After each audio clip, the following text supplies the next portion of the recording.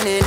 You put the moon up in the midnight sky, and everything around me created by you only. I just wanna thank you, 'cause everything you made is so beautiful. Every single star and every beat of my heart, and it's beautiful. You made my feet, you made my hands, you made me sing and you made me dance, 'cause your love is all around me, and your love is so astounding. I just wanna thank you, 'cause everything you made is so beautiful.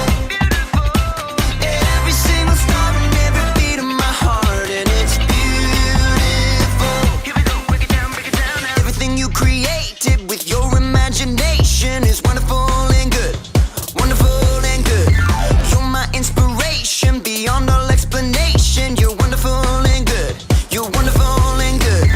Everything you created with your imagination is wonderful and good, wonderful and good. You're my inspiration beyond all explanation. You're wonderful and good, you're wonderful and good. I just wanna thank you, 'cause everything you made is so beautiful. Every single star and every beat of my heart, and it's beautiful. I just wanna thank you, 'cause everything you made is so beautiful. Every single star and every beat of my heart, and it's beautiful.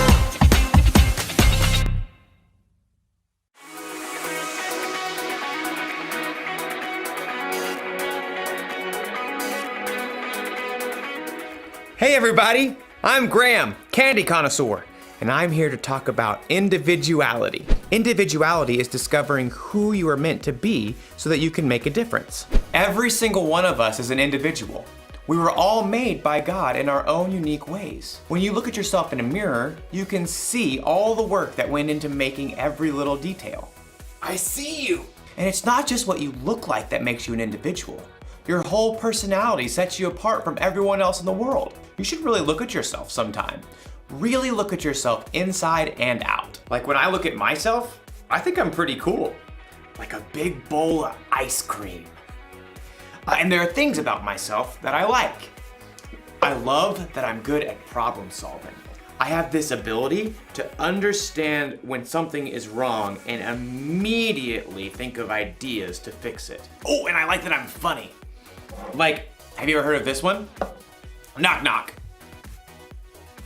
Oh, right. I need someone in the room for that joke. Anyways, the punchline is, I didn't know you could yodel. Oh, I think I'm funny. Actually, now that I'm really looking, I'm thinking there are some things that I don't like about myself. Like, sometimes I procrastinate. That means when there's something that needs to be done by a certain time, sometimes I wait till the last possible minute to get it done. Oh, and sometimes I have a bad temper. When someone disagrees with me about certain things, I can get really angry really fast. And sometimes, not all the time, but sometimes I can be really selfish. There. A little cool, a little gross, and a lot messy. That's how I can see myself sometimes. Maybe you see yourself that way. Well, after today's story, you might discover that there's a whole new way to see yourself. Yeah, right. Like I'm really gonna eat that. See? I'm funny. The Bible. It's 66 books of history, stories, letters, and poetry that fit together to form God's one big story. The epic adventure of how He created us and loves us so much that He made a way to rescue us. As we travel through the Bible, from Genesis to Revelation, we discover people who met God and found their lives changed forever. Now, for an amazing story. Inspired by the book of Matthew, chapter 9, verses 9 through 13. Everyone in the shore town of Capernaum knew who Matthew was. You may also call me Levi. But few people actually liked him. Well, that's rude. Truth is, Matthew had put himself in an awkward situation. He was Jewish, like his relatives and friends, but he chose to work for the hated Roman government. Just trying to make a living. Matthew was a tax collector for the Romans, and tax collectors were known to lie about the amount of money people owed.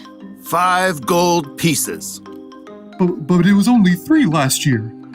5, and not a shekel less. After collecting money, the tax collectors would keep the extra for themselves. Many of them grew rich by robbing the poorest people in their towns. In fact, tax collectors and sinners were considered to be the same thing. Hey, I work hard. But no matter how hard Matthew tried to polish his own image, deep down, he knew how others saw him. He heard their whispers as he crossed to the other side of the street to pass his booth. I do not know how that man sleeps at night. He's the worst, doing the Romans' dirty work. But one day, the crowds of Capernaum were full of different news. Did you hear about Jesus of Nazareth? The rabbi? He's not only a teacher. This morning, he made a lame man walk. That's just talk. My son was there. He saw it with his own eyes. The whole city was ablaze with the story, and even Matthew, who was tucked away in his tax collector's booth, was fascinated. Maybe the man just had a limp or something? Oh no, this Jesus has real power. He cares about people. Well, maybe. Anyhow, you owe 3 gold pieces. 3? How are we supposed to eat for the rest of the season? Take it up with the governor. I'm just doing my job. I bet Jesus would have something to say to you. Next. Within a short time, the market became even more crowded. Jesus! Jesus is coming this way! From his booth, Matthew craned to see. Though he was curious, deep down, he had to admit that no rabbi would have kind words for him. I'm a fool. Even my own people hate me. Suddenly, the crowds parted. Just down the street, Matthew could see a tall man with a rugged face and piercing eyes. A group of common fishermen followed at his heels. It's Jesus. Matthew watched, waiting for the rabbi to pass him by. Instead, Jesus stopped right in front of Matthew's booth. Rabbi? Jesus looked directly at Matthew, reading every single thought in his heart. Nice day? Not too hot. Not too cold. Jesus kept his gaze fixed directly on Matthew's face. Come, follow me. Shocked, Matthew looked around. The crowd has fallen away. Who? Me? Jesus nodded. Matthew gaped. He had no doubt in his mind that Jesus knew every single thing about him, even everything he'd done wrong. But still, Jesus wanted Matthew to join him. Oh, well, yes. Matthew found himself leaping up from his seat and rushing out of his booth to join Jesus on the street. It's, nearly dinner time. Would you like to eat at my house? To Matthew's amazement, Jesus and his followers turned their steps towards Matthew's home. Quickly, Matthew sent out word to everyone he knew. Come to my house for dinner. Matthew, who had expected to eat alone, found himself hosting the most famous rabbi in town for dinner, along with a ragtag group of fishermen, tax collectors, and other outcasts. Jesus doesn't care what I've done. He thinks I can be better, that I'm worthy to follow him. But while Matthew rejoiced to discover his brand new identity, the city's religious leaders were horrified by what Jesus had done. They sidled up to Jesus' disciples. Why does your teacher eat with tax collectors and sinners? You know, that's a great question. Jesus overheard the religious leaders and answered the question himself. Those who are healthy don't need a doctor.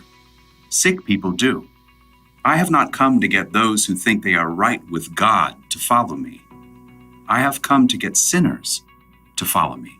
Preposterous. From then on, Matthew followed Jesus everywhere. With his own eyes, he had seen more of the things that Jesus had done than nearly anyone else. Near the end of his life, he wrote down all the stories he had witnessed and gathered so that others too could know Jesus.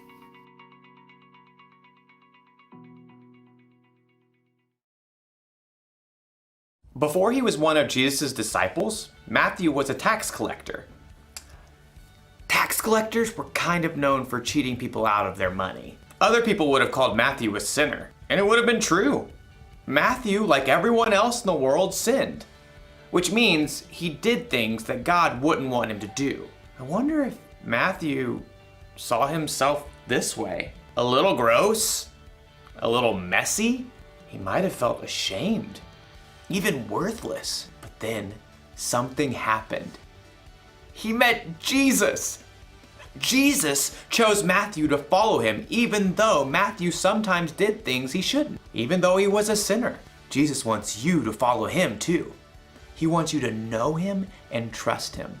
And it doesn't matter what you've done or how you see yourself. When Jesus died on the cross, he took the punishment for your sins. You are forgiven, and he loves you just as you are, mess and all. It's almost like when Jesus looks at you, he sees through the mess.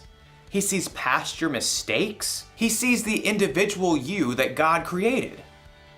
When you believe in and follow Jesus, it can help you see yourself through his eyes. And it's so much better that way. The one thing to remember today is this. Knowing Jesus changes how you see yourself. I definitely like myself a lot better without mayonnaise. Blech. I'll see you next time.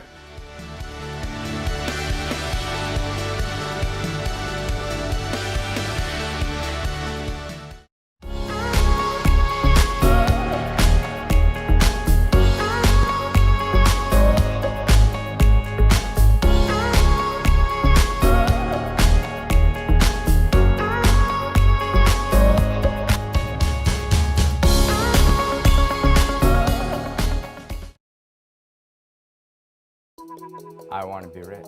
I want to be cool. I want to be pretty. I want to be successful. I want to be cool. I want to be powerful. I want to be rich. I want to be popular. I want to be clever. I want to be successful. I want to be pure. I want to be heartbroken. I want to be merciful. I want to be humble. I want to be hungry. I want to be gentle. I want to be a peacemaker. I want to be persecuted. Just be.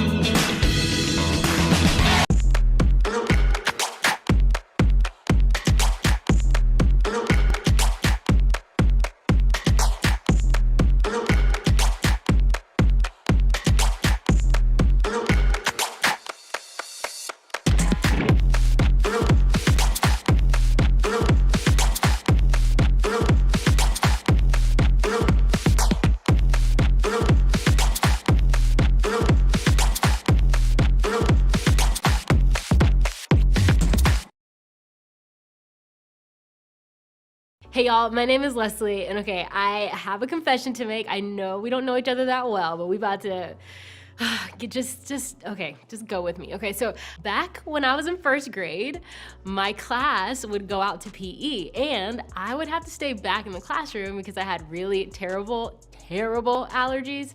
And I think my first grade teacher, Miss Dupriest, hey girl, felt bad for me because she always would give me like an extra responsibility right before the class headed to recess. And I was fine not going outside, y'all. I was totally fine, but she didn't need to know that, right? So I enjoyed the privilege of having something extra, like that little bit of extra power in the classroom, even if no one else was there.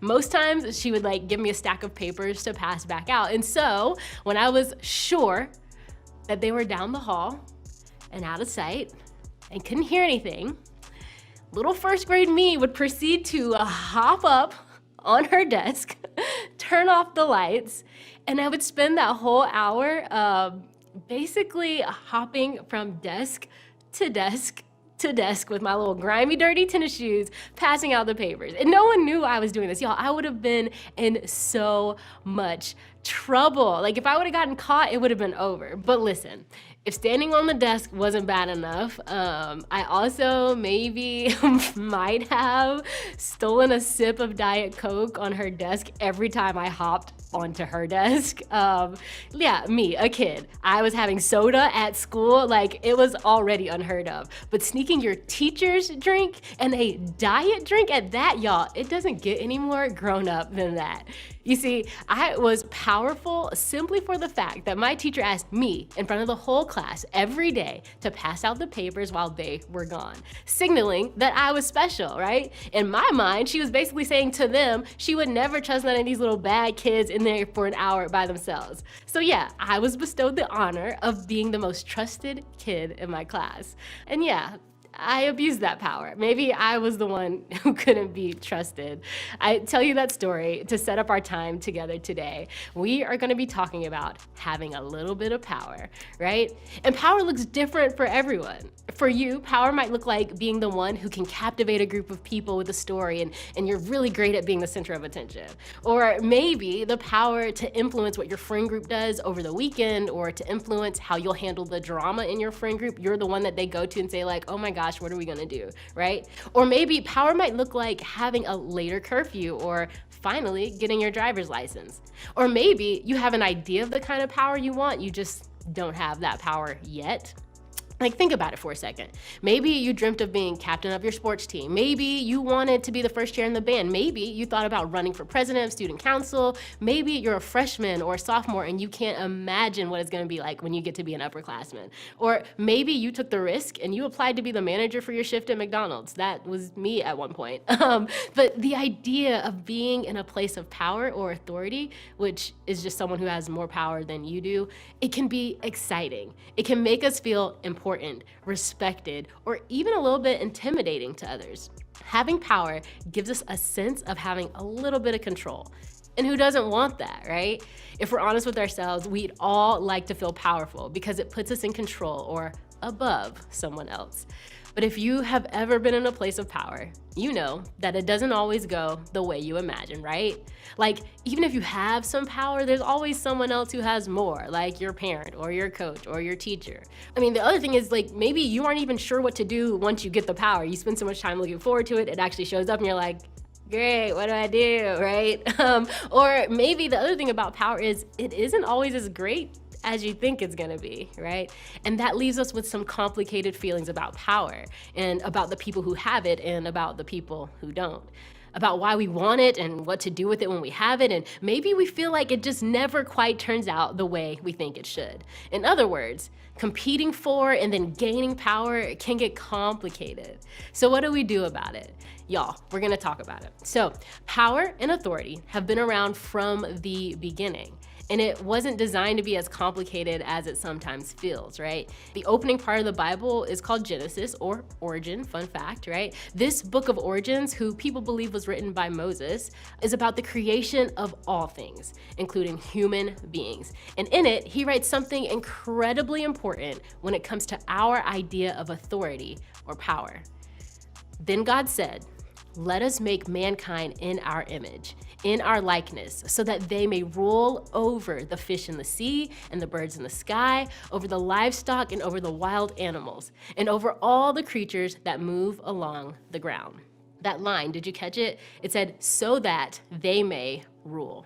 That was written about human beings from the very beginning, right? According to the writer, humans were literally put on this planet and given power or authority over the rest of creation. Humans, you and me, were designed by God to have traits of God, right? That's what it means to have God's image in us. And it's with God's image and his likeness in us that we are able to demonstrate and practice authority. Sounds great, right? Well, fast forward to today, and it's easy to see how humans have used power and authority for good. But that means that it's also easy to see the way that humans have also abused their power, changing things from the way they were supposed to be in the beginning. See, power has been used to liberate or help, but it's also been used to oppress or harm entire groups of people. Power has been used to bring peace, but it's also been used to start wars and have wiped out millions of people. Power has been used to create resources that meets people's needs, and it's also been used irresponsibly in a lot of cases. So even though power was a part of the deal from the beginning of creation, humans haven't always used it well.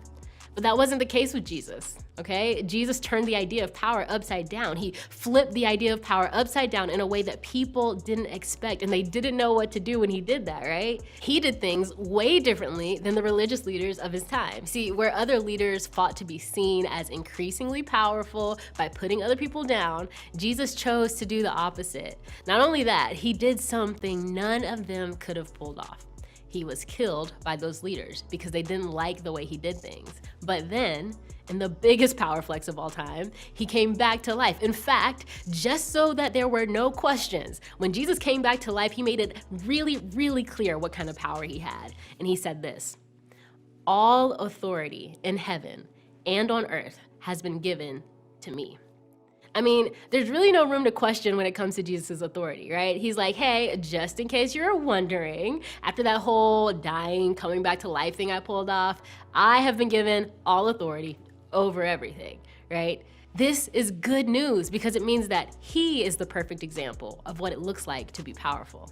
Jesus could have used his power to put down or oppress other people, but he used it to do things that people didn't expect, right? He set out to create an upside down kingdom where power was used in a way that God had planned it from the beginning. See, in a culture that was used to powerful people doing things and being a certain way, it was upside down that Jesus used his power to show that he honored and valued women, to prove that he wasn't okay with corrupt and evil systems, to heal people who were sick, to hang out with the outcasts of society, to forgive people who had wronged him, to include people that the most powerful people typically just ignored or abused or murdered. He never used his power to make others feel small, hurt, or oppressed. The way he used his power is an example of power being turned upside down, but also it's the perfect picture of how to use power perfectly. No matter what your experience has been with people in authority, or whether you have or haven't handled power so well yourself, Jesus' example shows us how power is supposed to be used and what it's supposed to look like.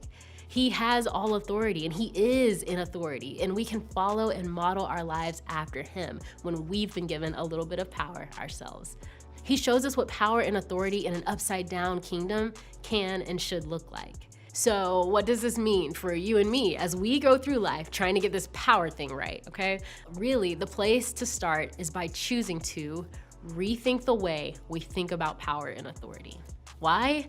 Because whether we're people who push back against authority in our lives or people who are looking for opportunities to gain more power and authority than we currently have, chances are we have seen or used power in a way that doesn't reflect the way that God intended for it to be used. So by rethinking it, we can choose to look to Jesus' example of authority in the way that God has always intended for power and authority to be used. If you're ready to take a new approach to the way you think about authority, here are a couple of ways to start. First, think about Jesus. Okay, before going after power or going against people who have power or authority over us, we should think about the things we just talked about that Jesus said and did. We should ask ourselves, what made Jesus a good authority figure and how did he use his power? Then we'll be better able to know what to do when we are given power of any kind. And we'll also know what kind of authority figures are worth following. So then once you've thought about Jesus' example, you can rethink the way you use the power you have, right? The chances are you have some kind of power or influence, right? Think about the ways that you can leverage your power for good. Maybe you can be the one to invite the loner kid at school into the conversation, right? Maybe you can use your influence to stop the joke when someone else is hurt by it. Maybe you can be the person who puts an end to gossip and shuts down rumors. Don't just talk about it in small group. Be about it in real life, okay? The next thing you can do is rethink about the authority figures in your life, right? Take some time to think about the coaches, the teachers, the parents, your small group leaders, your bosses, and whoever else may seem to have some kind of power in your life. Maybe you love the way they use their power, and maybe you don't. Either way, learn to look for the good. Look for the positive things in who they are and the ways they use the authority they have. Maybe they believe deeply in your potential. Maybe they defend you when you need it the most. Maybe they've taught you the valuable life lessons. The truth is that authority can be annoying, okay? But when you think about the example that Jesus gave to us and you line it up with the ways that the people around you use their power, are there things that match up? By rethinking about the authorities in your life, you can change the way you see them or even change the way you treat those with power moving forward. Now, just to be clear, okay? This does not mean that you should ignore the reality of harmful authority or the harmful ways that people use their power, right? There's a difference between authority that's annoying and authority that's harmful. Like, you might be annoyed with your mom for using her power to ask you to take out the trash, but she's not a bad person for doing that. In fact, she's using her power to teach you responsibility, as uncomfortable as that may feel. But anyone who uses their power in ways that are harmful to you, harmful to someone else, or harmful to themselves is not using authority in ways that align with Jesus's example. In fact, Jesus spoke out against this kind of authority time and time again, okay? Remember, Jesus turned the idea of power upside down, and he used his authority and power for the good of other people, to help free the oppressed, to benefit those who he had power over. So, if you're experiencing the use of power in a harmful way, the best thing to do is to speak up. In fact, my hope is that this group of people is the safest place in the world for you to talk about anything. So say something if you're in a position where authority is being used in a harmful way. So yes, we might get annoyed with those in authority or even find ourselves wanting power in ways that may not be beneficial. But we can be confident that in Jesus, we have the perfect example of the way power and authority were intended to be used. He used power in an upside down way. As we go about our day-to-day lives, and as we get older and find ourselves in positions of more and more power and more authority, we can choose to rethink the way we think about power and authority. And when we do, we may see our perspectives on people like our parents, guardians, bosses, coaches, teachers begin to change. When we look for the good in our teachers, we may find that class gets better. When we see our coaches in a positive light, we may find ourselves less tempted to talk back to them. When we see the ways our parents sacrifice for us, taking out the trash won't feel so annoying. The way you think about authority can actually change how you experience authority and how people in authority interact with you. Plus, we'll have a better picture of what good authority is supposed to be like when we're in positions of authority and power someday. So why not start to rethink the way you think about authority and power today? As you head to small group today, think about your answer to this question.